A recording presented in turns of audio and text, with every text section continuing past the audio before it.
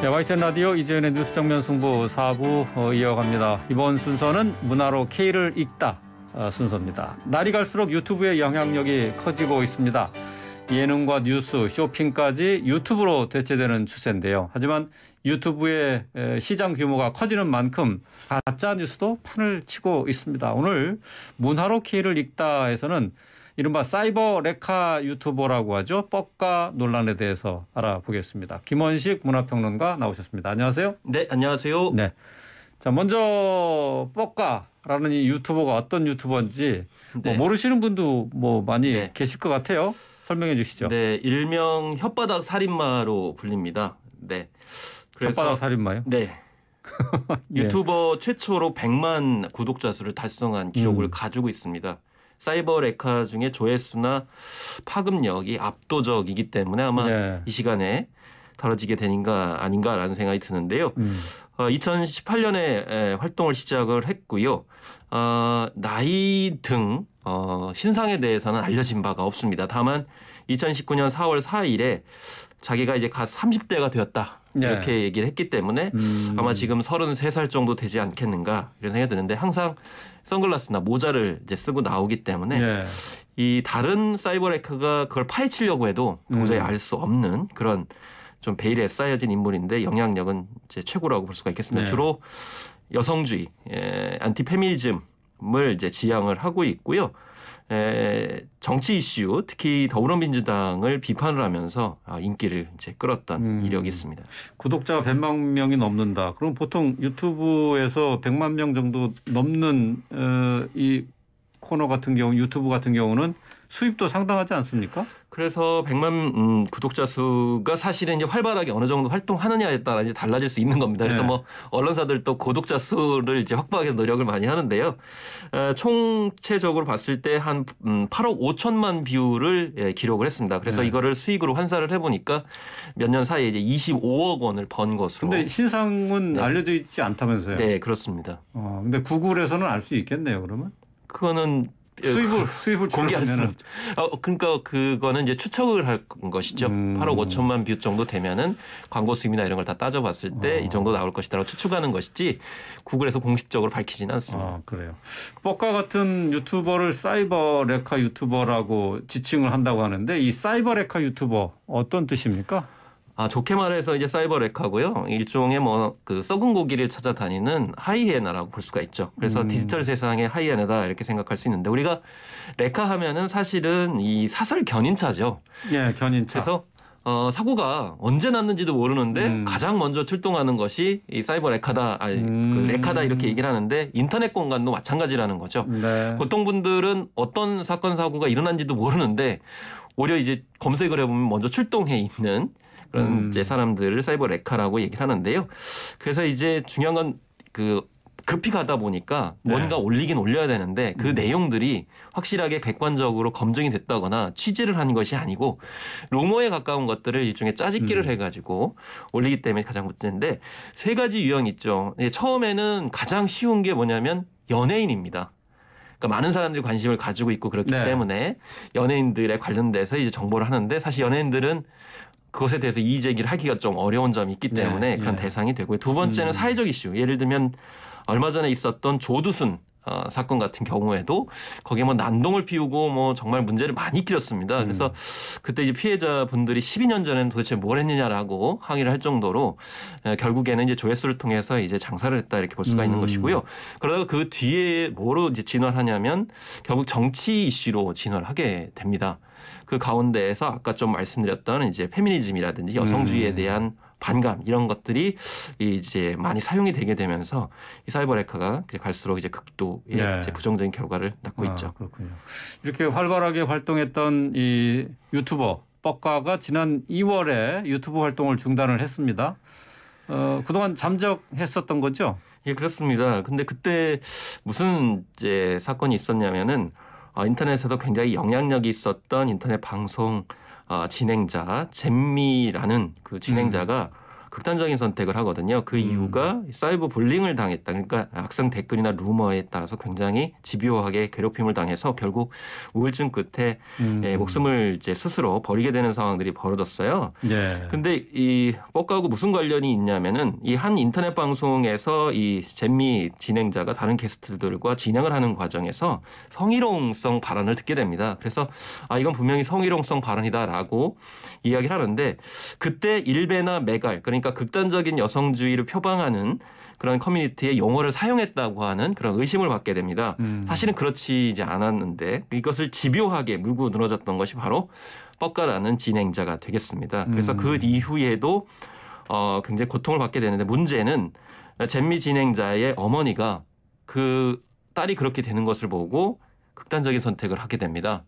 그래서 그 뒤에 이제 다시 또 충격을 받은 잼미는 어떻게든 이제 수술해 보려고 했는데 그것조차도 뻑가가 이제 공격을 하게 되면서 결국에 2월 달에 목숨을 이제 스스로 버리게 됐고 그래서 자신이 뭐 도의적인 책임이 있다라고 해서 활동을 중단했는데 6개월 만에 다시 이번에 얼마 전에 활동을 다시 시작을 했다라고 볼 수가 있겠습니다.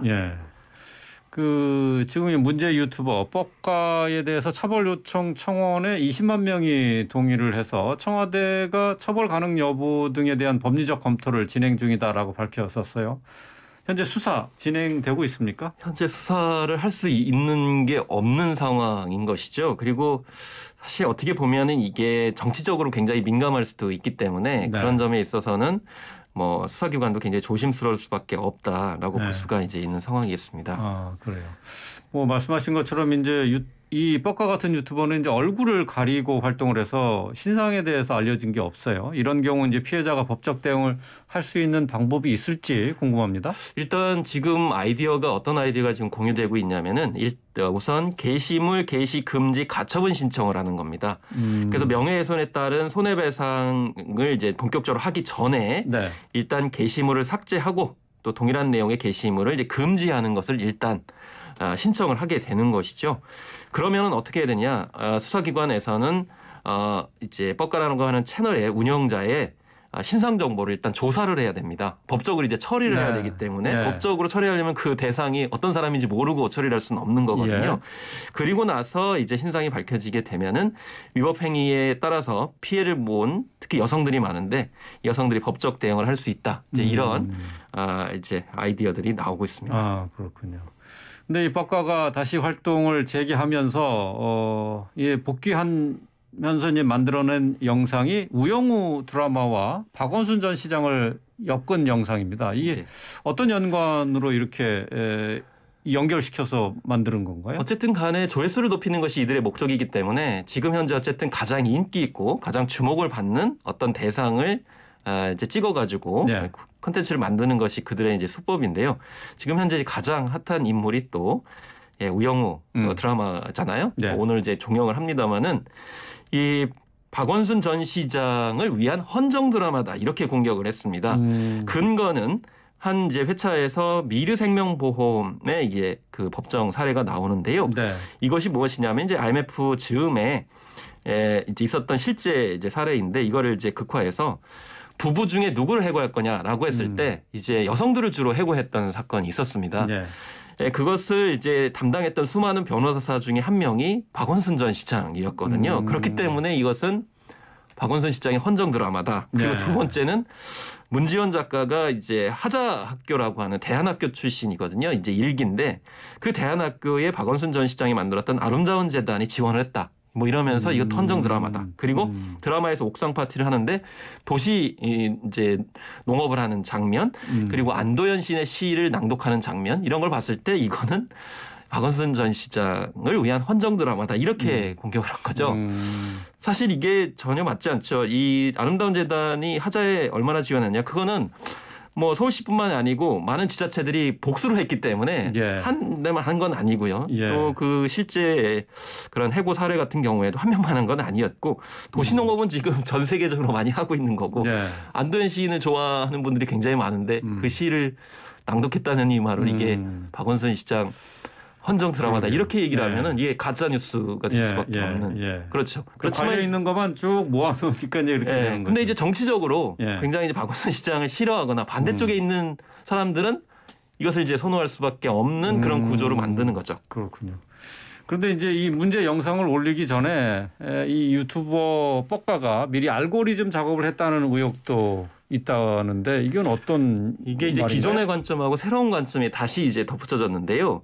일단 박원순, 우영우, 페미니즘 이 세 개의 키워드를 이제 맨 처음에 일종의 먼저 이제 퍼뜨렸고 그것이 이제 유튜브의 자동 추천 알고리즘에 따라 가지고 확산이 됐다라는 겁니다. 예. 근데 뉴욕타임즈가 유튜브 이용자 중 70%가 이 추천 알고리즘 때문에 더 보게 된다. 그래서 추천 알고리즘으로 인해서 20배 이상 더 많이 시청을 하게 된다라고 할 정도로 이 추천 알고리즘은 굉장히 좋은 것 같지만 가짜 뉴스나 이렇게 극단적인 영상 같은 경우 문제가 심각합니다. 그런데 검색어를 그렇게 유도를 한다는 거죠.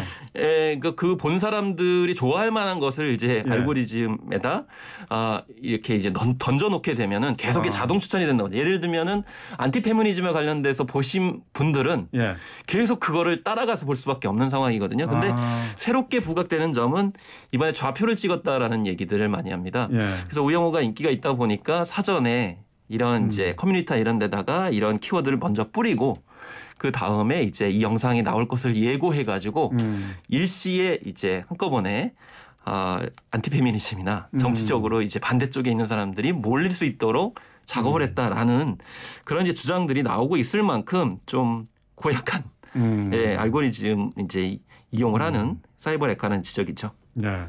구체적으로 작업이라고 하는 거는 어떤 식으로 하는 거예요? 그러면 그게 그 어떤 제목을 조금 그 당시에 이제 핫한 단어를 위주로 해서 제목을 뽑는다는가. 물론 이제 이런 그건 것이 어그로라고 얘기를 하는데요. 대체적으로 이제 많이 쓰는 그런 방식입니다. 근데 이번에 이제 밝혀진 것은 예를 들면 드라마가 다음 회를 예고를 하거든요. 그러면 다음 회 예고를 딱 보고 이거는 페미니즘 냄새가 나는데? 그래가지고 그 영상 그 예고편을 보고 그것을 미리 여러 가지 이제 사전에 만들어가지고 다음 회차는 이런 것이다라고 미리 뿌려놓는 거죠. 예고 영상을 통해서. 근데 사실은 그게 본 방송이 안 이루어졌기 때문에 알 수가 없는 거거든요. 그리고 나서 이제 그대로 가다 보니까 사실 이런 사이버 레카드 같은 경우 사실이 뭔지는 궁금하지 않기 때문에 그런 식으로 계속 조회수를 늘려가는 그런 방식이다. 근데 유튜버 상에서의 그 추천 알고리즘은 지금 어쨌든 그게 작동되고 있는 건데 뭐 이거에 대한 대안이나 대책이 있는 건가요? 지금 현재는 그 추천 알고리즘에 대해서 유튜브, 구글에 이제 공개하라 계속 요구를 하고 있습니다. 근데 영업 비밀이기 때문에 공개할 수 없다라는 입장들을 계속 보여주고 있는 것이죠. 그래서 뭐 이 추천 알고리즘 문제는 어느 날 이제 갑자기 불거진 문제가 아닌데 그거를 교묘하게 이렇게 이용하는 사이버 레카가 갈수록 진화가 되고 있다. 그리고 어떤 정치적인 이데올로기가 이제 결부되게 되면서 좀 더 심각해지고 있다라고 볼 수가 있는 거죠. 특히 남녀 혐오에 관련돼 가지고 주로 혐오성 콘텐츠로 일종의 장사를 하고 있는 거거든요. 그래서 라이브 방송 한 번 할 때마다 이 정도 한 3, 40만 명 정도의 구독자 수 가지고 있으면은 500만 원에서 1000만 원 정도의 수익을 얻는다고 합니다. 그러니까 철저히 돈을 위해서 이런 식으로 국론을 분열시키고 이제 통합을 저해하는 것이기 때문에 한 가지 방법이 있습니다. 일단 이런 혐오 아까 이제 우영우 드라마도 말씀드렸지만은 거기에는 이제 문지원 작가에 대해서 악의적인 내용들이 많거든요. 그러면 특정 부분 예를 들면 뭐 1분 58에서 59초 정도 찍고 그 밑에 보시면은 그 신고하는 게 있습니다. 그러면 거기에 어떤 뭐 여러 가지 내용이 있지만 그 중에 하나가 괴롭힘. 그럼 그 신고를 하게 되면 그건 게시가 차단이 되죠. 신고를 통해서.